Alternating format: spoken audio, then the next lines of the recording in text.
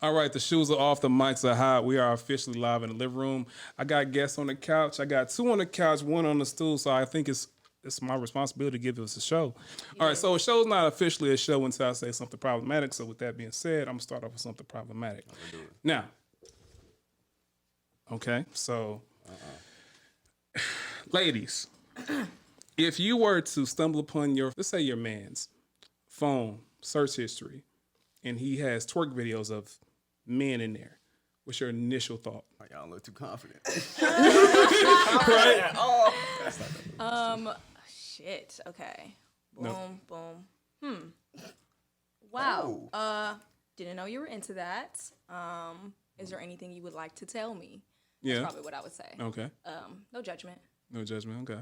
I'm just about to be like, why you was like, what did you search this for? I just want to know. Yeah. Would it make a difference if it's like an amateur random dude or if it's Saucy Santana? Oh shit, that's kind of If it's Santana, Pressure, right? then it's like, Yeah, I know, right? Yeah. No it's pressure. No different pressure. because I mean, if it's just somebody random, then it's like that's like you regularly search up like men twerking. Yeah. But if it's Santana, then it's like, all right, yeah. Okay, so Santana get a pass? yeah. I don't 'cause think Santana's anybody. funny. Yeah, Santana's funny, but Yeah. I don't know. It just I know his music solely because of TikTok, Yeah. but I've never sat and watched him twerk on purpose. I mean, overall, like I don't really care what you searching up in your phone, but I just want to know why. Like, is there something that I don't know? right. If not, then I would whatever. just Watch it's just what a you want. question. Yeah. Yeah. Like what's going on? Tell me, is there something I need to know that Yeah. I didn't know when Yeah. I got into this relationship? Talk about it, see what's going on, because I'm here for that. But For bisexual men? Mm-hmm. You've dated a bisexual man before? I have not openly bisexual, no. But I feel like there's a lot of men who are under the table in general. So Is that something you probably experience more so on the West Coast, or you think that's just everywhere? these days? everywhere, but I feel like it's more prominent here than anywhere that I've been. What about you? Would you date a bisexual man? Yeah, like I don't really care because the way that I see, because like I'm like a monogamous person, so it's like if we're together, then we're together. Like what you did before, or what you may do after, if this don't work out. We it's slick not had really, this conversation already. Yeah, like it's not really none of my concern, but it, like while we in this, Yeah. you know, Yeah. What about you, Elijah? Date a bisexual man? Nah. No, I mean woman. Oh. I mean, you know, that too. Yeah, that's that person's preference, and as long as there's healthy boundaries for myself and the other individual, then I'm cool with it. Right. I'm glad you brought up boundaries. Now, in most monogamous relationships, boys' night out with the guys doesn't necessarily raise flags. Girls' night out doesn't necessarily raise flags unless you know your partner is bisexual. So, with that being brought to the table, I heard some ums already. I'm just curious on where you about to lead to this. Yeah. Do you feel a way if your partner goes out with if for you if you have a bisexual man, you feel a way about boys' night out now? Well, no, I don't. It goes back to like boundaries, you know, like where did you put the boundaries in the beginning of that relationship? Were you guys like monogamous? What are you guys like, a platonic relationship? I mean, some people use that loosely, but it just depends on your relationship, where you guys started at the front, where the communication lies. I would say that I'm not bisexual, but I would say that I'm pansexual. So, I mean, that could be a cause of concern too, but I know I'm a loyal person, so. Have you dated a woman? I haven't dated a woman, but I've been with women. Okay. What's the difference between pansexual and bisexual? Pansexual is kind of like you are into whoever. It doesn't matter what you really look like, how you identify. Mm-hmm. If I vibe with you, if I like you. Have you been with a trans? I have not, but I'm attracted to trans men and women. So. Men and women? Okay. Is there a particular type that you have, or? I like to say I don't have a type, but those around me tell me that I have a type, so. What do your friends say? Oh, God. I have No a type. pressure, no pressure. No pressure. I'm open book. So tall, dark, and handsome. I like Arabic men. Like my last relationship, he was Indian. So my friends always say that like I have a type, but I don't really think I have a type because every person I've been with doesn't even look the same. I just think What that about like, personality wise? Do they have a similar characteristic about the way they project their energy? yes and no.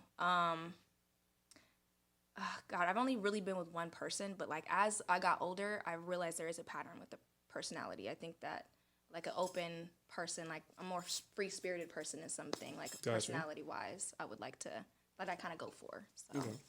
What boundaries do you guys have in regards to your partner when it comes to their friends, whether it's same sex or the opposite sex?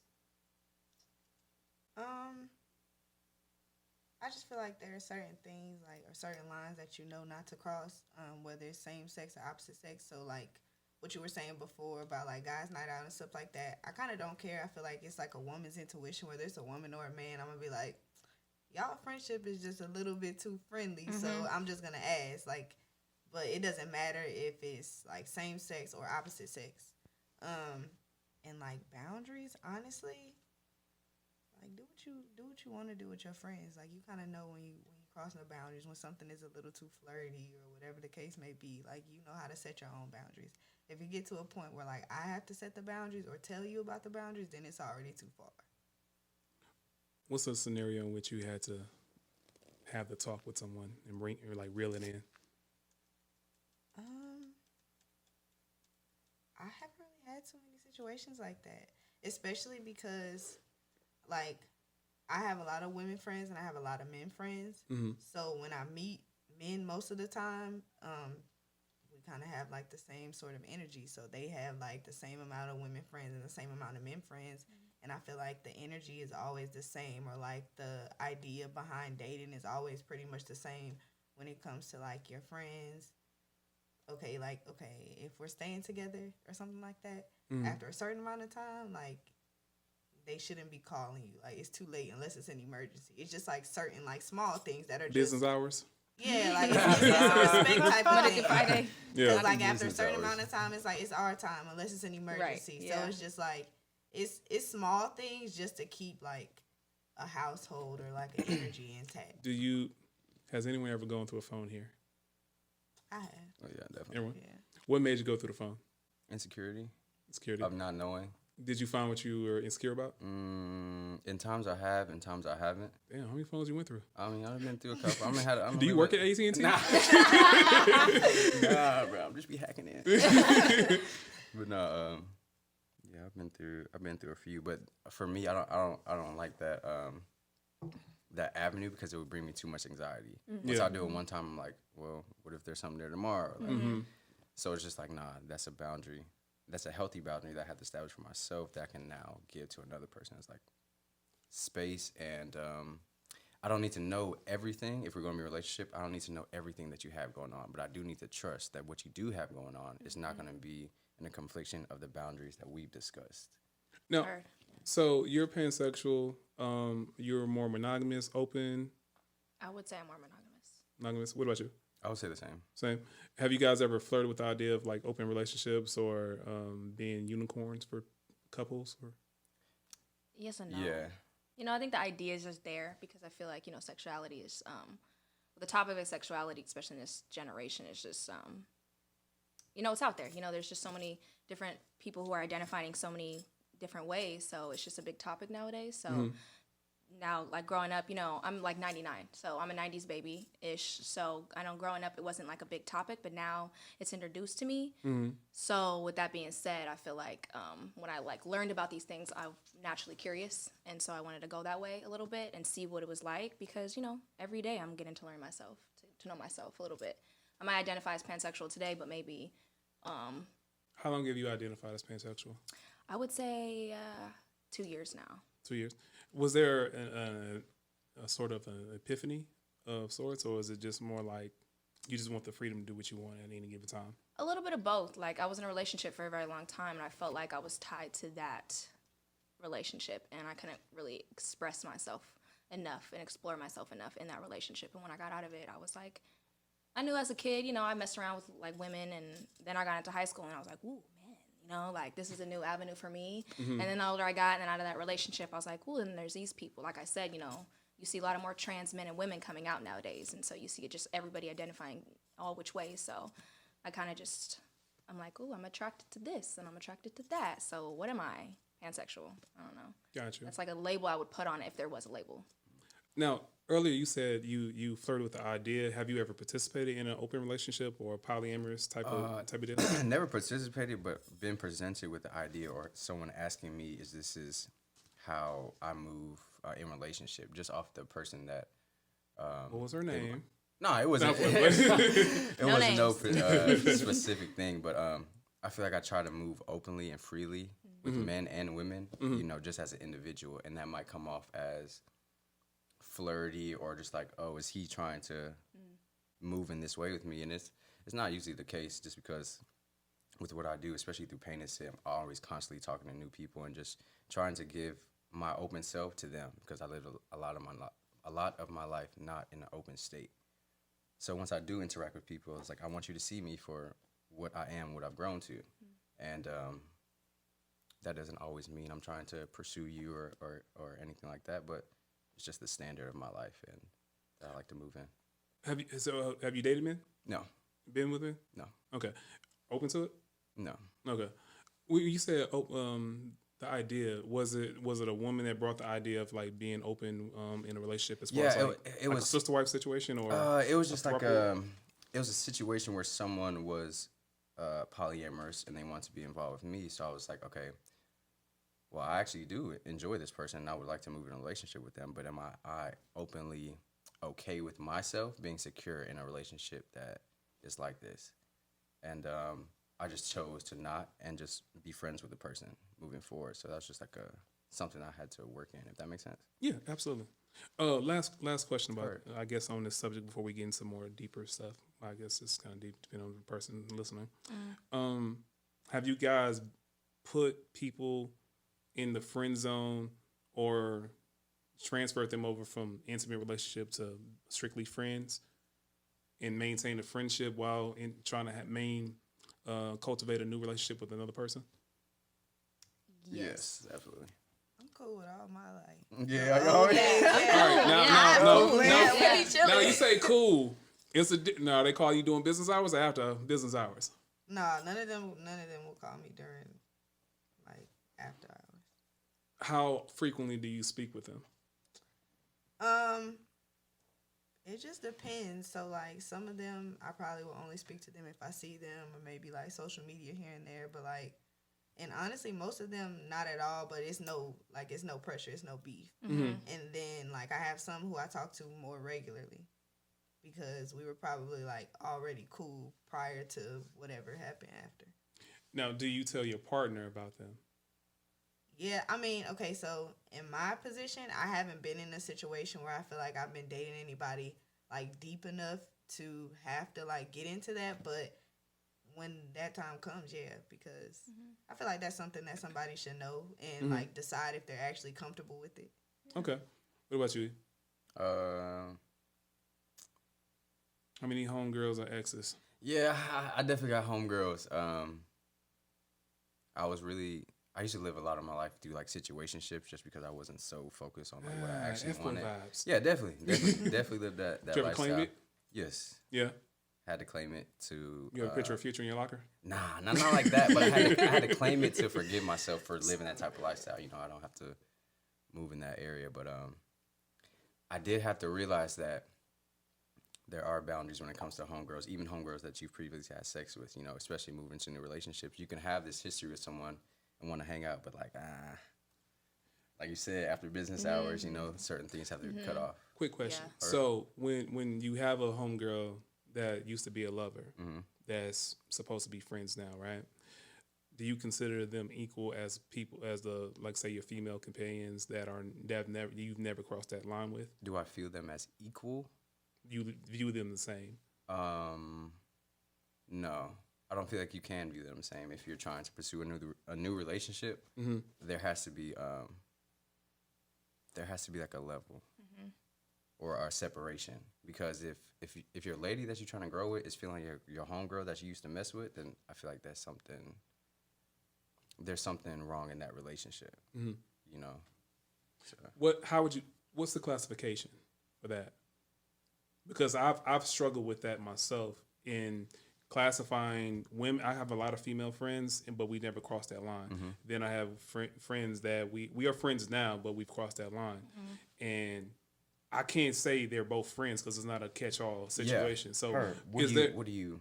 I haven't figured it out. I'm trying to figure it out either myself. But I've hurt feelings by saying you're not friends. It's like you column A is friends and column B that's more than friends. Yeah, we mixed something that is not strictly a friendship. You know what I'm saying? So, Like a platonic friendship. and there's no. I feel like We can be cool, be friendly, but I can't just classify you just as a friend, because if you were to get in a relationship and your other male friends that you haven't crossed the line with, your man asks about them, it's going to be a different reaction. same thing. And then I think it's about, for me, I like to put the situation for men and women in the same predicament, because I think a lot of people kind of move goalposts when it comes to that, and that leads to a lot of confusion. So I try to keep it even as much as possible, but I'm trying to figure out a way to, I guess, classify.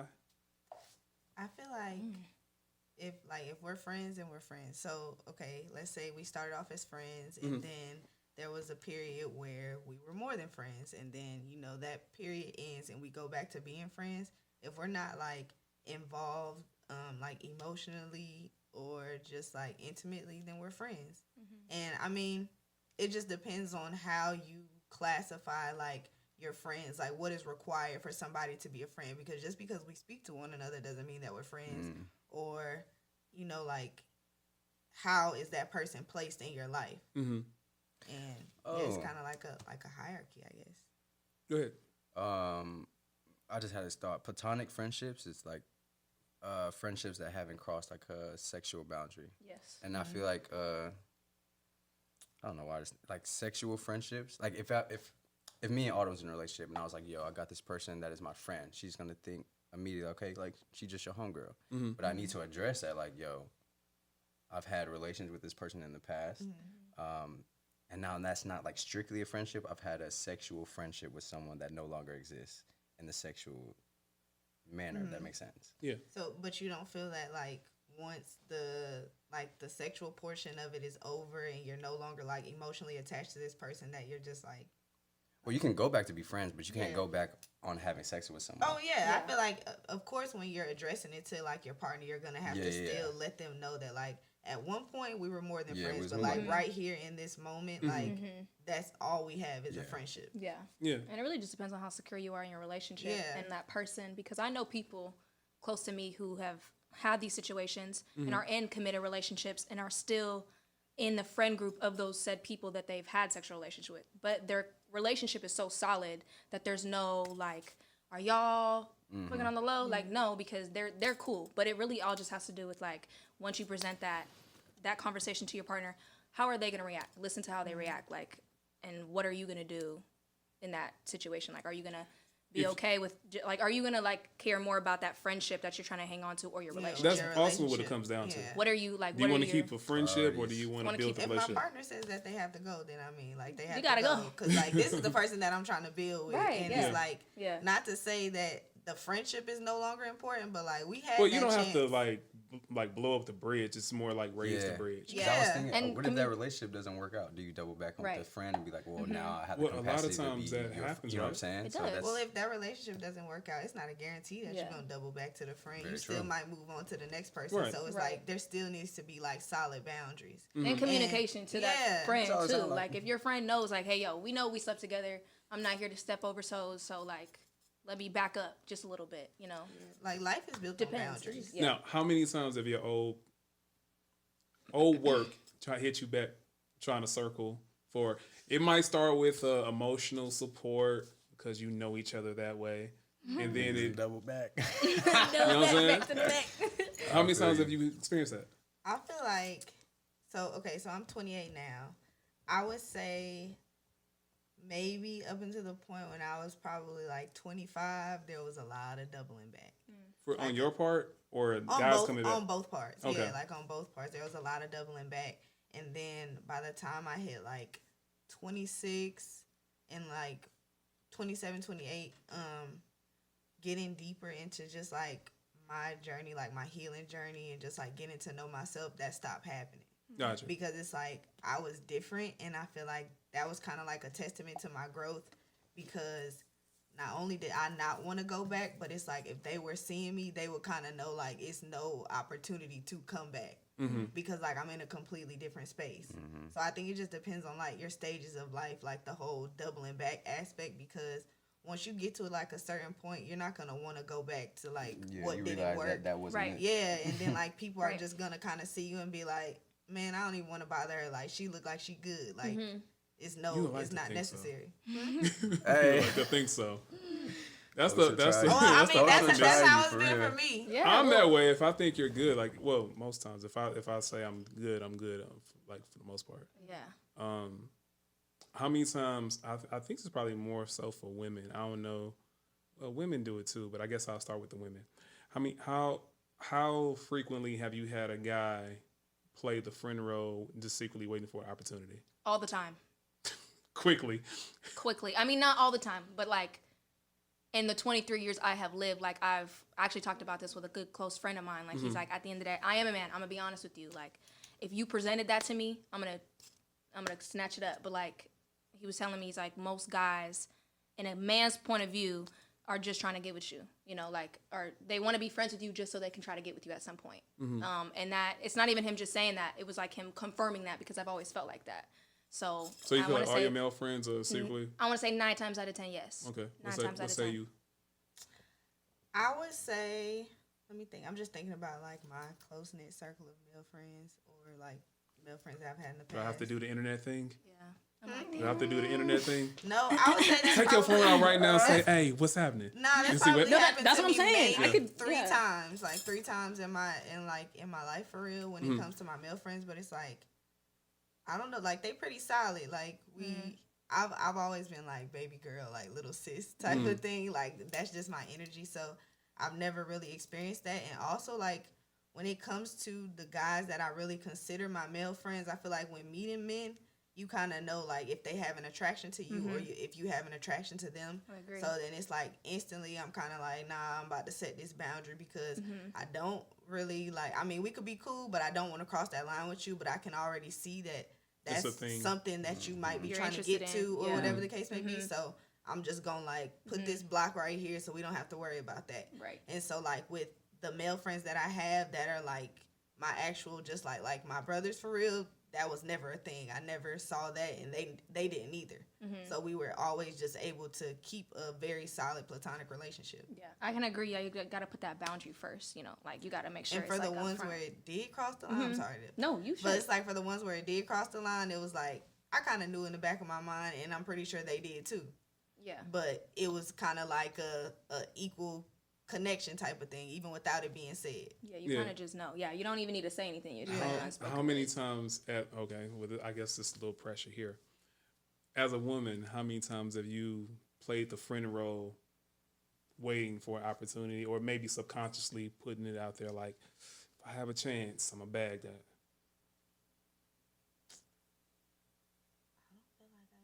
I don't think I've ever played that role. Yeah. No? I feel like I mean this sounds cocky a little bit, but like I have options. So why have would to. I want to put? Yeah. Why would I want to put like energy into interesting. trying to be a friend when I feel like if I want to hit somebody, like I'll just do it, like because I have that option. That's real nigga energy right there. I'm just saying it is like I'm just saying like I don't need to like pretend to be your friend. I don't have many guy friends either, because there is that always like you just trying to hit. So like I have like 2 really close like guy friends that I would consider, but other than that, like I'm not gonna act like I need to be your friend just to hit. What about you, E? You ever had a woman play the friend role? Yeah, and I've definitely played the friend role. Both How sides. long did you wait it out How long did I wait it out? before you went for the kill?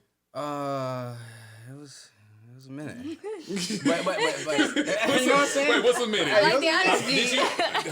Did you flip a whole calendar or a couple pages in the calendar? Nah, I flipped a couple. You know, I went for a minute, but it's like when you have someone that you're interested in, especially if you're attractive, it's hard for men to just be like, yo, I'm trying to get at you, like this is my intent with you. we have to deal with like a lot of rejection, but that's on us. Yeah, You know, because it's it's our responsibility. It's our responsibility start- to pursue Yeah. and to go after someone. So not all women are going to be at your level of pursuit. Yeah. But that doesn't mean you change up your strategy of your pursuit to get to that goal. You know what I'm saying? And I was definitely that. Like, all right, I'm just going. However I need to get it, I'm gonna get it. But that wasn't feeding me as a person. You know, it's actually doing me like a value. I mean, an incredible disservice to move like that. Yeah. Because now I'm only having relationships with men, and I'm minimizing the relationships and the things I can learn from having just platonic relationships with women. Mm-hmm. Just by like always moving by this nature of like wanting to get off or just seeing them, you know, as an attraction or a situation or a short time period. So been learning that shit. The woman that played the friend role in order to pursue you. What was her move? Did you see it coming? No. Didn't see it coming. Didn't see it coming. Crazy because I was in the state where I was smooth with it. smooth criminal, yo. Because I was in the state You where made I'm it just sound like, like you arched your back. I'm You shouldn't be doing flowing. this. But then I'm getting like these little subtle touches, and I'm like, Ooh. Oh, that hug's a little different. oh, I ain't had that in a minute. Like, Yeah. oh, okay, yeah. Yeah. But it was too late. It was She already too- got you? She already had me. Drinks or drugs involved? No? Hands up. Many cups. Many cups? Okay. cups. That's funny. How long did she wait before she made the move?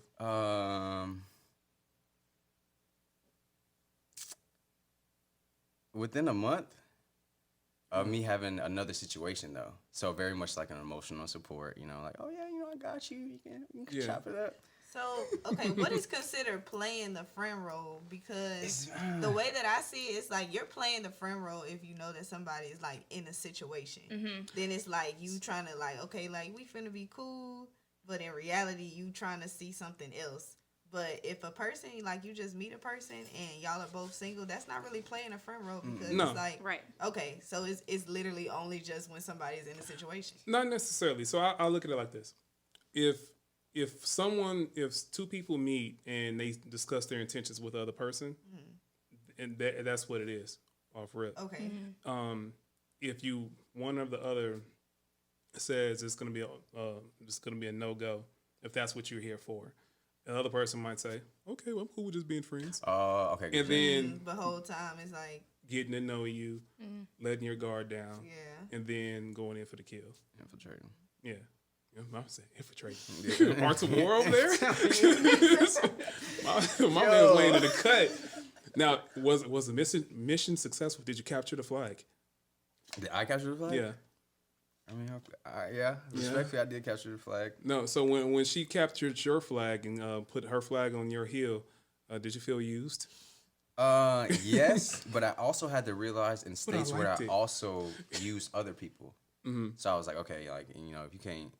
So you didn't necessarily feel bad the way she did. You just more so saw the mirror in your actions. In myself. Yeah. Yeah. So I was like, okay. And I feel like that was more of the dagger than anything because it was something that I allowed.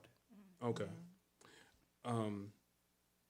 I guess since we're talking about moving and shifting our energy, what in what ways did your energy shift in making your moves from different states and different places?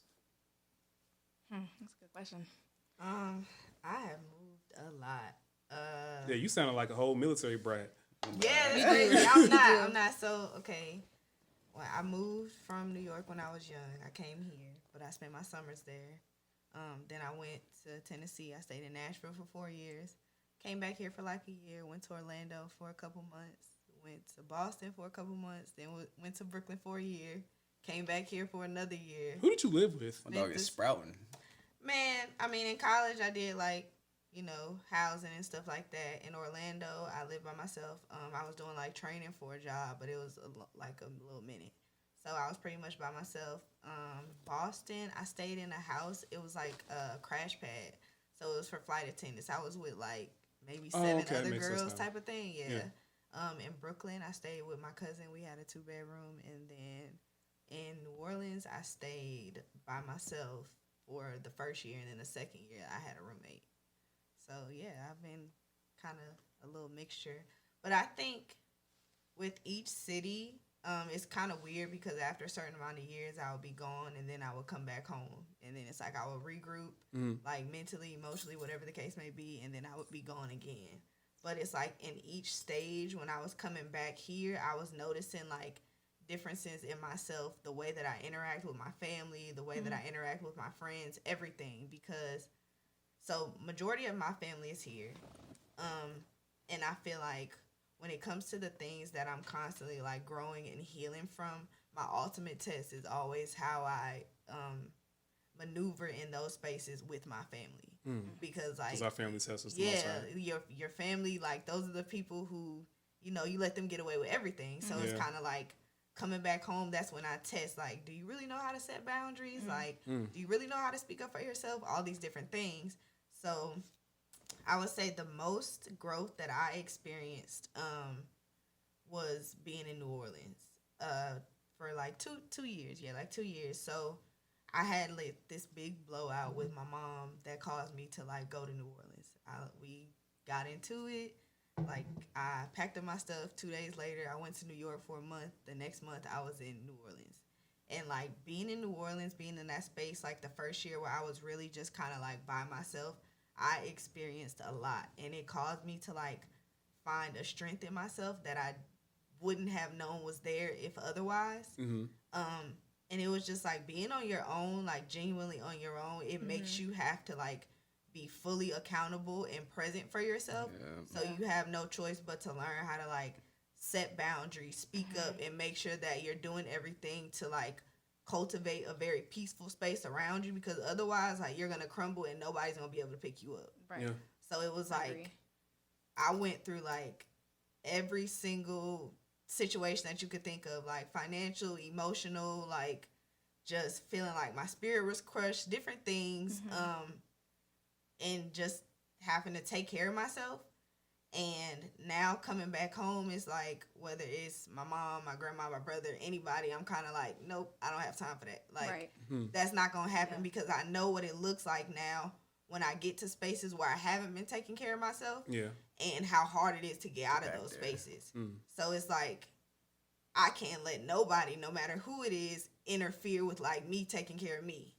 Otherwise, my whole world is going to fall apart and everybody else is still going to be better. So it's kind of like coming back home or just dealing with. Do you feel selfish in that, or do you struggle with that idea of being selfish when you're really taking care of yourself?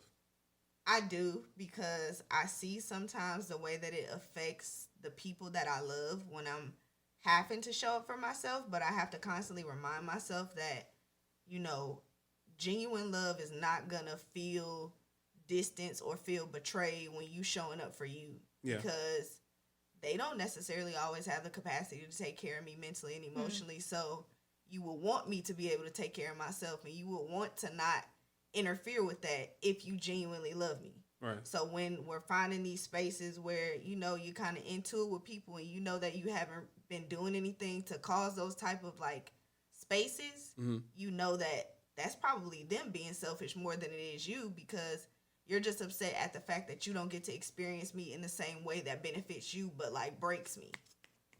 Yeah. What about speaking facts? What about you? What about your moves and your shifts in energy and how you've? Do you feel like you cultivate a new version of yourself or find a different part of yourself?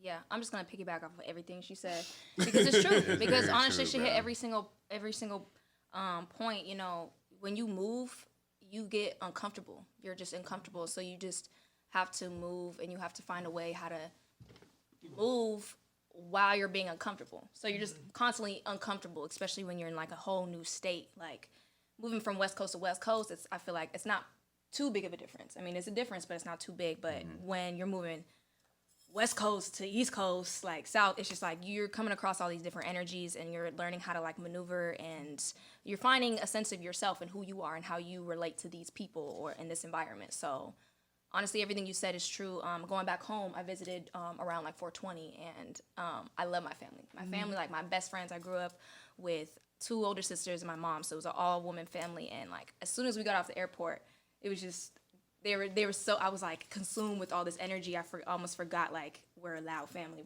They're doing so much, and it was like arguing right off the bat, and I was like, oh my god, like What was the argument about? I don't even remember. It was something stupid. It was something stupid. It was something dumb. That's frustrating when you don't even remember the argument. You just know Right. you got beef with somebody. I don't know. I wasn't Right. even. I was just sitting in the back, and I was like, "Yo," I was like, "I love y'all, but this is something I do not miss because like I needed to get away from that." And so you see your family in a different light. You see like how much they haven't grown and how much you have, and it's not like I'm any better than them, not at all. But it's you see yourself differently, and then you see them differently. You see how much you've changed through them and what they do. So Do you think when because people have moved to different places in life, it forces you to have uncomfortable conversations with Yes. yourself? yes, And other people that haven't moved, they have a blind spot for it. well, you have to allow them to get uncomfortable. It's trying to teach like a fish. What is the saying? Like teach a fish how to like Swim or something like swim or something like that. It's like you really can't because they already know how. But Yeah. you just have to teach. Like they have to teach themselves. You can only have that conversation so many times, or Fish in new water type of deal. it's type shit, something like that. But it's just like you have to like allow them to take a look at themselves in the mirror and have that discussion with themselves. You can only preach so many things, but it's gonna go in one ear and out the other. So you kind of like have to take a step back, and even though you know something that they don't, you have to allow them to have that conversation with themselves. In your growth, how many times have you guys had to cut off people in families or long-standing friendships Constantly. because they didn't show growth? Constantly, I especially feel like like Nation. you drop like people, or not necessarily people, but you drop things in every stage. Like, How many family members have you had to drop, or you love at a distance? it's a couple. Yeah, it's definitely a It's a couple, couple. y'all. It's a couple. Really, Without just naming general. without naming names, unless you're okay with that being out there. Cousins, more nuclear family. Yeah, I mean, it was my mom Aunts. for me. Yeah. Yeah. What was the beef that you had, if you would consider it a beef? It was just not being open, communicating myself with her. I feel like my mom was raised in a very ideal way, and she didn't really learn herself until we left the house. So we had like a lot of conflict of how I wanted to grow and the things that I needed and the things that she How wasn't. How many were you? Three boys. 3 boys. So I'm the middle of the three boys. Single household or No, my parents are still together. Okay, so together. Mm-hmm. Did she make her life all about her boys, and then she had to discover who she was? Very after? much so. Very Okay. much so. And I put a lot of that on her when I was a kid, but I had to realize through my own growing, like she was just doing the best she could with, Yeah. her situation. But she did take the responsibility to, like, dive into her own self growth. So that allowed us to come back together because in the same time I was doing it in my solidarity, Yeah. being away from my family, going to school, learning about myself. So once we came back together, I was like, yo, I've learned this. I forgive you for all of this other previous shit. She's like, I've learned this. I forgive you for all this previous shit. So now we can come together, not just mother or son, but just like person to person. How long was the separation? Did you guys communicate during the separation, or was it absolute like no radio silence? There was minimal communication. There was a time when I was in high school when I was like doing sports and stuff like that. My mom would drop me off at school, and then I wouldn't see her like again for like a week. Like I would literally just come home from practice, grab some food, go to my room, like get a ride to school. So it was times where we really weren't talking. And then I went away to college, away from all of my family, bounced around in college. And it wasn't really until after, really March of when COVID hit, it was like 2020. I really came back, and now I'm around my family in a way that I haven't been for the past 6 years. And I really have to build, have to work on building these relationships and not just keeping it at the level that Surface I left it level. at. Yeah. What about you guys? What was the question again? Family members that you had to cut off and possibly let go or try to rebuild the relationship. How many times, or have you done that? I wouldn't say I've had to like just slice people off, but I've definitely had to set very firm boundaries that has caused some really big blowouts. Even recently, since being back home, Is it because of your spiritual base, or is it something else? it's not even spiritual. It's just for like maintaining my peace of mind. Mental health, Yeah, like certain things don't align. And I do believe What that what do they do that presses your buttons, or puts you in a compromised state mentally? For me, it's always like a lack of accountability. And lack of accountability and just like not being very self-aware but being very judgmental. And I don't want to say that I'm just like the complete black sheep of my family, but in more ways than one I am. And it's crazy because they can all see like my like I don't want to say flaws, but like my smaller points, but none of them see themselves. And it's funny because recently I kind of had like, I don't want to say a blowout, but I had like a small thing with my brother, and that turned into something with my mother, which is funny because on a regular day they don't get along, but they found their common ground, enemy, in being upset with me. And I thought it was hilarious because they think they're so opposite, but they're exactly the same. But like they found like one small thing, which was still wrong, that they decided was like my flaw, and they jumped at it because they never get that opportunity. Yeah. And so it was funny to me because I realized in that moment, like, I'm about to block both of y'all. And like that's how I handled that for that moment. But it's like when we came back to have the conversation and I got to speak to them separately, I realized that they are just looking for acceptance. Whether it's from everybody else in our family or from one another, but because I'm no longer seeking out that acceptance, it doesn't bother me to not have like somebody on my side when it comes to dealing with those situations, because and that like, makes you dangerous to some people. Threatened a little bit even. And so it's like with that now it's like we had a conversation where there were like apologies, but not really any apologies. And okay. When you say that, was it an apology or a sorry you feel that way? It was like a sorry you feel that way, but without ever saying sorry. It was like, and that's the after accountability we all that you have this speak of. conversation, like, we're not going backwards. This is over. We all love each other type of thing. It's like, you're not saying sorry, but I know that you feel bad. Yeah. But even in that, it's kind of like, no, because this is the problem. Like, in a lot of families, things go unsaid and it builds like resentment. Yeah. And then it's like when it's time, like the needle is gonna, like, what is it? The straw that broke the camel's back. So then it's like when everybody's ready to have the conversation, it's already too many situations piled on top of one another. And it all comes out at once. Yeah. It's like that apology. It's not even an apology. It's like, let's get over it apology. Like, let's just squash it. But it's like, you didn't even really talk about it. You didn't even come to a resolution. Nobody's ever... I know for me, it's hard for me to get over anything and squash it if we don't come have a conversation.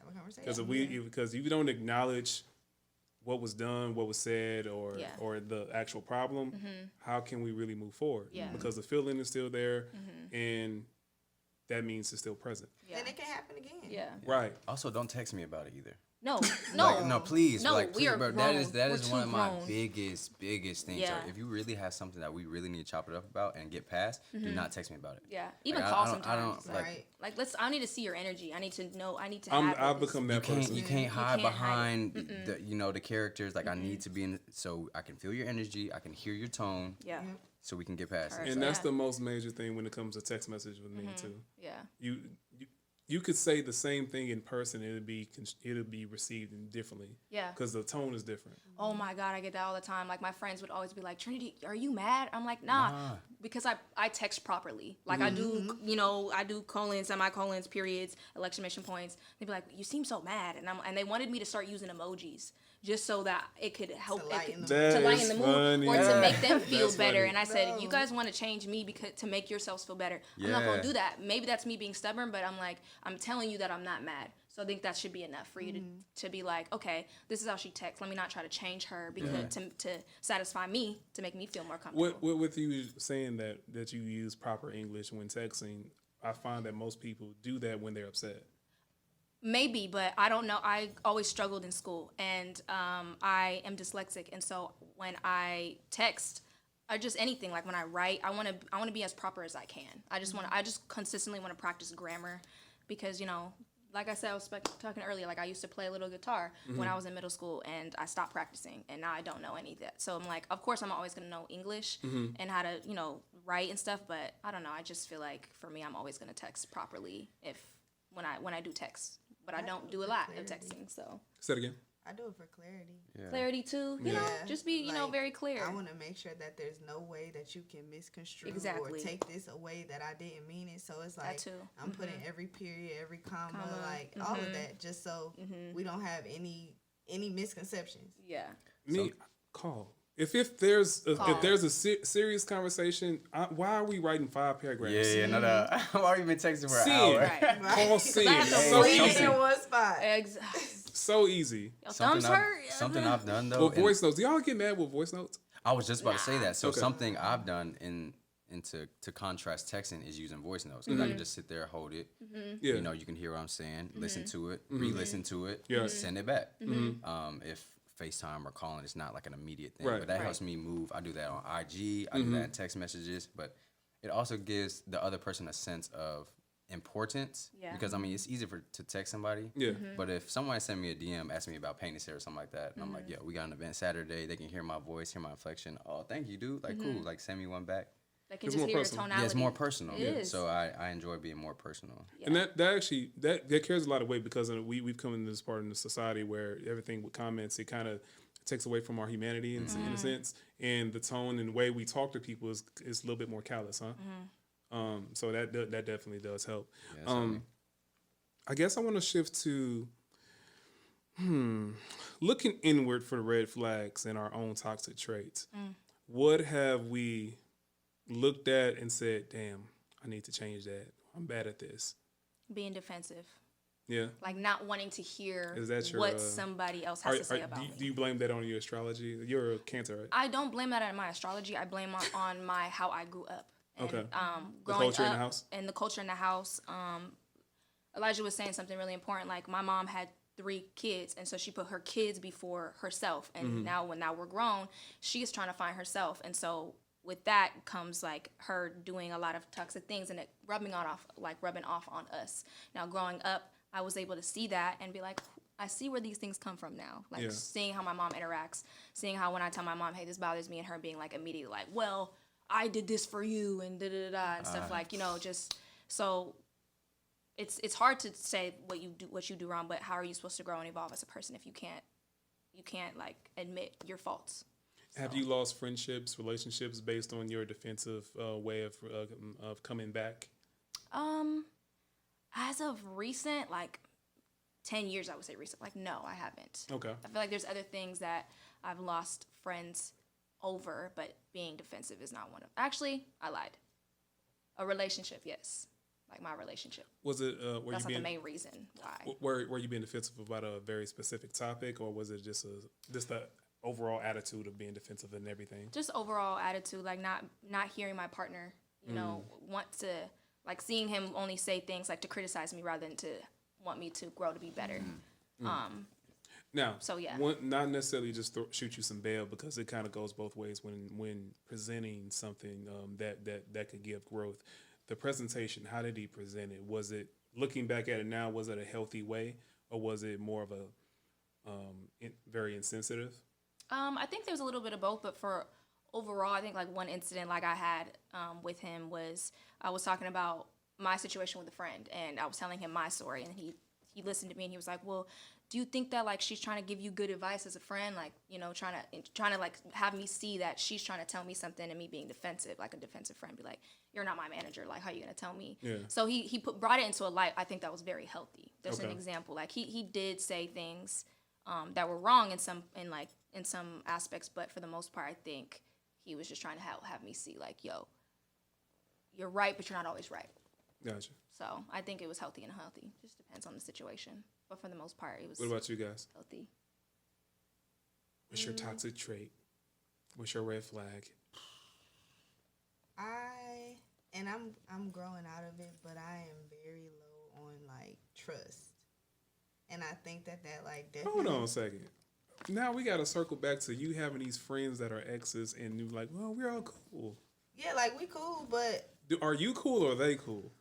no, like we're cool. Hit them up right now. You want me to pull out my I'm phone playing and with like? you. I'm playing with you. I'm You playing know, with you. like, we're cool, but How you feel about it? We got back together.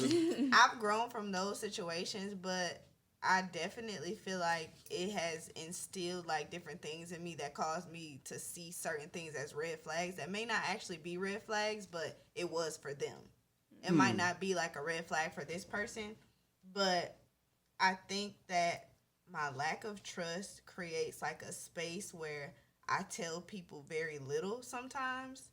Um, and it's like They interpret it as you being sneaky. being sneaky or just being like I'm not connecting with them. Like they Gotcha. never fully believe the actual love that I have.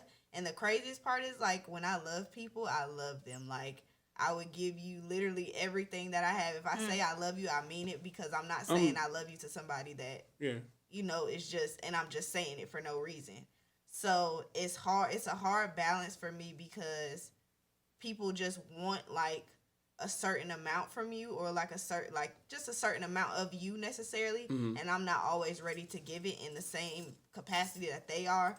But I've always thought that I was like I've thought that I was giving a lot only to find out that I've been given nothing or not what they needed.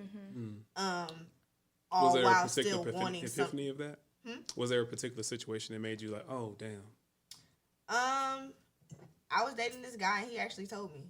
He was Okay. just like you think that you're like so open and like this is such like a good exchange. He was like, it's great energy, it's all that, but like I don't know nothing about you. So then he kind of like listed off the things that he didn't know, and it's like for me, I never even realized that I hadn't given him that information all while like I was feeling like he was giving me nothing, but it was literally just a reflection. Like we were equally not giving each other anything, but it kind of started with me. The only difference was he wasn't pressing me for the things that I wasn't giving him, but I was pressing him for it.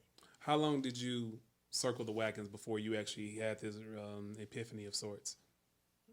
I would say that happened when I was about 25.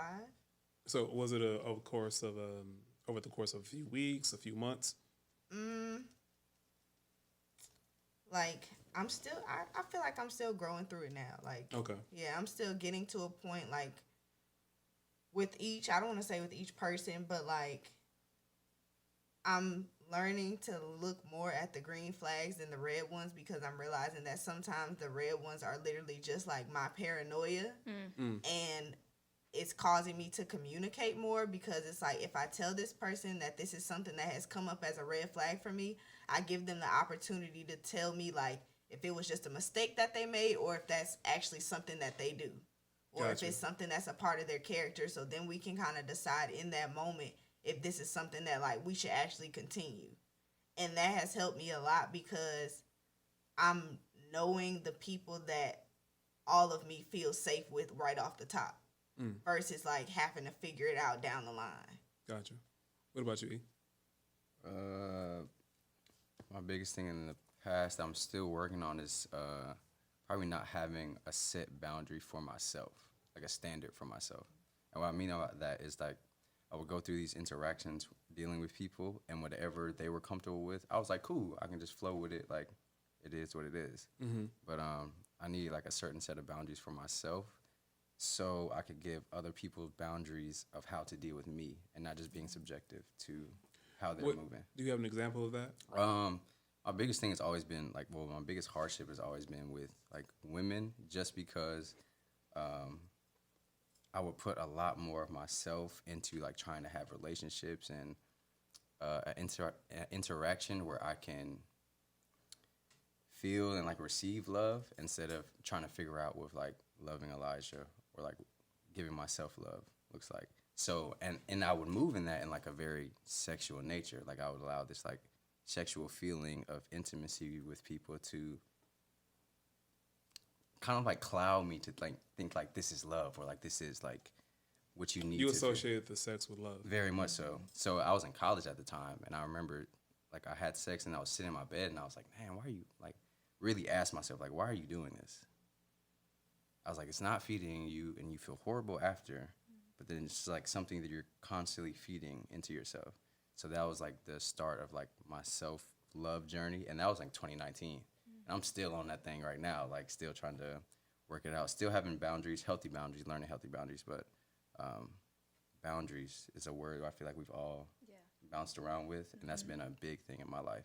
When you think about sex and your how it convoluted your idea of love or your interactions with other people, is that why you were the person that like the volunteer that we should talk about celibacy and removing sex from our lives in at certain I went celibate. I feel like that's the right way to say it. Yeah, I was celibate for a little celibate, bit. semen retention. Okay, how Both long of did you do those. I was working through semen retention for about 5 months, and I did celibacy for about 3 months. it? Okay, Great thing. Semen retention, I was actually brought to before celibacy, and it was through one of my friends. He was like, dude, like, you know, I met him through playing basketball. We just kind of chopped it up on a spiritual sense. He was like, bro, you should try this because we give a lot of our energy away. yep. A lot of our energy wastefully. Mm-hmm. You know, and what if you just kept that energy and cultivated that energy within yourself? What would you look like in 6 months? And once he gave me that, I was like, all right, let me see, let me try it out. Now I've done it as well, and I guess you and I can speak to it because of the testosterone buildup, and not only that, but anytime in life when we try to break a habit or we basically say I cannot do this thing, it's a burning sensation of like of desire. So what week was what period of time was the hardest for you? Week 1, week 2, 3? Probably week 1 and 2 because my urges were still so strong, and now I'm in the beginning stage of like, no, you got to work through those first 2 weeks so you don't break trust with yourself, and then try to like get it back, and then break trust with yourself. So it's like you got to be consistent, and consistency was my biggest thing. Yo. Can I ask y'all something? Go for it. Did you cut out masturbation, like self? Yeah, Yeah. talking about semen retention. Okay. Oh, okay. Okay. Cool. Sorry. It was it is. I would say I've never had to kick a drug, but I would venture to say it's just as strong as trying to get off of a drug or substance. If not, I wouldn't say harder, but I would probably say harder because it's like it's on you. Yeah. Some people are actually sex addicts. You know, like Yeah. you gotta go to meetings and stuff to get out of it. It's just breaking a habit. It's just as hard as breaking a habit. I would say for me probably week 1, first 2 weeks are probably the hardest. After that, you kind of have like this breakthrough of epiphany. You feel like this clarity of energy. Very much so. It's like I don't know. It's like you had all the vitamins restored in your body. It's something I've never felt like before, and Yeah. pushing through those like once I got to like that 2 months, I was like, man, I don't even feel desire to like want to move sexually right now because I'm putting that energy in different. I was building Pain and Sit. I was meeting new people, but I was like, I don't even have a desire to want to emotionally connect with somebody that will lead me to intimacy instead of sexually connecting with somebody that's gonna lead me to intimacy. So I kind of like flipped it. to. I love Okay. that. I'm learning I how love to that. put Now, I feel that. dark side of it. heard. He's I'm ready. Ain't all love and light, brother. That's Ain't all the love and part. light, brother. You ever been celibate before? Yeah. Yes.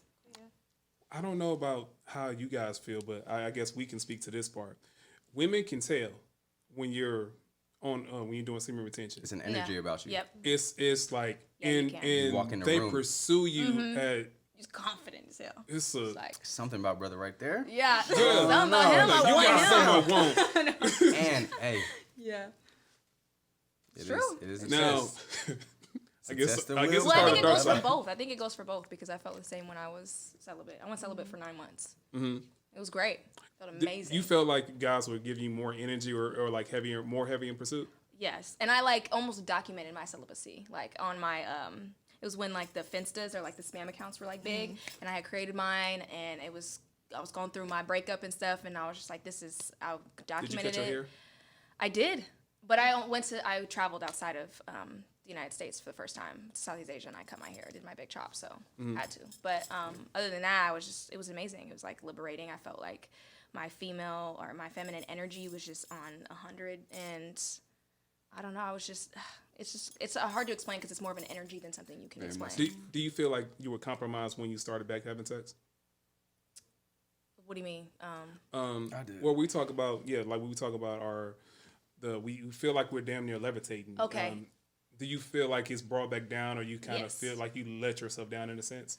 I think so, just naturally, because you know when you like work to a goal and then like you achieve your goal or like you break it, Yeah. you just naturally you're like, damn, like you know you upset yourself. But What did you have a goal in mind, or is just like I'm living this life and then I didn't have a goal. All I know is that I wanted to go celibate, mainly for female reasons. You know, things were going on. Like I was getting out of high school, and you know there was just a lot of shit going on. So I wanted to go celibate. And when I did, I felt like I did a disservice to myself, my womanhood. But you know, I got out of that because it was just more of like you didn't like him, huh? be kind to myself.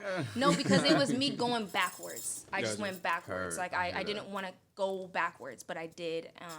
And it was something that like at the moment you're like, damn, like why did I do that? But now going back and like seeing it, revisiting it, it's like that's something that had to happen. Because, or not even because of something, it's because I needed to go through that to get to where I am today. Everything that I've gone through in my past has got me here today. it's So prepping you I don't down. regret anything I've done. It's just in that moment I'm like, damn, I shouldn't have gone backwards, but I did, and I'm okay with that. I'm Yeah. okay that I have. Forgiving ourselves is really It's- hard. Forgiving yourself and like being kind to yourself is like huge. You have to be. So, did you forgive yourself when she took It took your restored milk? Yeah. That is legit. That's what it feels like. Man, I was like, dang, you really did that. My biggest thing was getting back on track. What? I So feel you like- try to hit the reset button, or Yeah, so I did it. That situation where I opened myself up didn't end up working out, and it was like, well, how do I get back on track from? was it a situation where you were thinking it may manifest itself in a relationship? Or Yeah, was very it- much so. So I was Okay. moving. I was very much so moving in that light. And I was like, okay, I feel comfortable. I feel like this is a safe space between me and this individual, Mm-hmm. and I don't feel necessarily wrong for wanting to share myself in this Mm-hmm. way with this person. I feel like after it didn't work, I kind of had that, oh, why did you do that? But it was Yeah. like, you learn something about yourself, how to move intimately with someone without, Shameless question. yeah. How good did it feel when you finally got the orgasm? It felt good. I actually surprised myself. Yeah. I was like, y'all thought I was about to go in and be like, ugh, and then be like out. But like, nah, I actually surprised myself. It was nice. It was it probably wasn't like the, nah, think about it. It probably wasn't like the best, like, That's why we ask the questions. the best, like, interaction for her. You're honest. Yeah, at least I'm honest. But Yeah. me coming You from had that one- being you my had one- first you had sexual one position and experience, got up out of there. I think like 1.5, maybe like. Half. Like What? 1.5, You and want I was some like, juice? I got that half one You in want there, and some- I was you like, want all some right, bro, like it's over. You want some juice? You thirsty? But after being so long without stimulating myself in that way, I was like, okay, cool. We had a conversation about it, and she was, you know, But she knew before the interaction was a thing. yeah, you know, okay. she knew how I was. Did how I she was- believe you? Because a lot of times as men, when we say we're on a certain No, she path, felt it though. She was like, yeah, I know something like No, yeah. there's Yeah. something You different. And I can't was fake like, that yeah. funk. You really can't. And I'm like, yeah, this is what I've been working on within self. So, I also told her from the gate though. I was like, yo, if you're not trying to really like build this, like don't mess with me physically, or don't attempt to mess with me physically, because like I'm really trying to build something within self. I understand why you say that. But usually as men, when we say that, or even just women when you say that to a person, they kind of do the opposite. And they want to pursue to see if they can, I guess, sully you in a way. Hurt. Subconsciously. Did you feel like that was a piece of it? I don't feel like that, because I feel like me communicating her that I'm trying to build something within myself, like I had a standard for myself, was me, you know, like we talked about earlier, I didn't necessarily have like a boundary. Yeah. So that was me being like, yo, this is my boundary. Like I see how I like you, I like this interaction, but if you really want to grow this with me, like don't move this if you're not ready. Yeah. So How long did that would you classify that as a relationship? nah, I wouldn't classify it as a relationship. How long was the situation? It was about 3.5 months. Okay. Yeah, something. What I guess this will be the last thing before we get up out of here, because I had a prior engagement. What is the difference between talking, dating, exclusive relationship? What is the difference? Talking. What's talking? I feel like the commitment level, the What's level of that? commitment. It's just it's just a communication too within it. Like, think if you're going out, I think everything's dating. In my opinion, like I go with Everything my is friends, dating, I'm yeah. going on a date. Like birthday, gone on a date. You know, it's just like, this is a date. You know, it's like two people or two or more people exchanging, you know, energies, having conversation. That's a date. Committed relationship or like a courtship or something like that. That's just, you know, that just lays in the communication of those people or peoples. So it just or persons. It's persons, right? Yeah, it's just your level of commitment. So It's just talking, what's level talking to you? Talking. Yeah. Okay. Shit. We're communicating on like a week-to-week basis. We may go out, stuff like that. But my Sex? lifestyle, I mean, sex can be in talking as well. I mean, but my lifestyle is not committed to your lifestyle. Yeah. Like my life is not attached to your life. Like, Yeah. yeah. So that's talking. You agree with that? Yes, or you got something to say? To me, talking is just like when you first meet somebody, and you like getting to know them. So it's like just like a text here, text there. You may go on like your first date, like have a couple conversations. Then it's like dating is when y'all are like consistently just kind of like with one another, like going on dates every week, whatever the case may be. And then yeah, you kind of like in that dating stage for a while, even until you decide to like have the conversation where it's like, okay, now we're just dating like one Exclusive. another. Yeah. So now like, we're so there's exclusive. dating, and there's like dating exclusively. And Okay.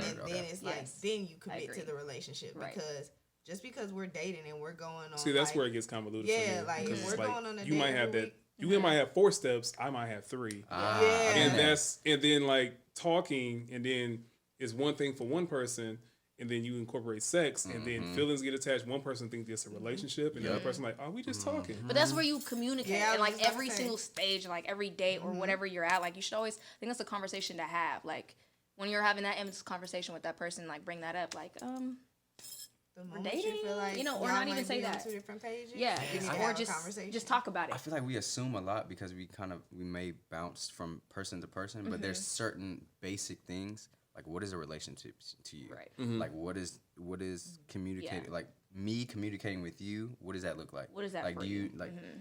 So those are the basic things I feel like need to be talked about that I can, in my experience, may have brushed over Yeah. that have caused me to have confusion with someone where I could have clarity. Yeah. Just about certain Yeah. things. Heard. I guess I'll wrap right there. I usually go a lot longer than this because this conversation is so great and stimulating. Yeah, it's great.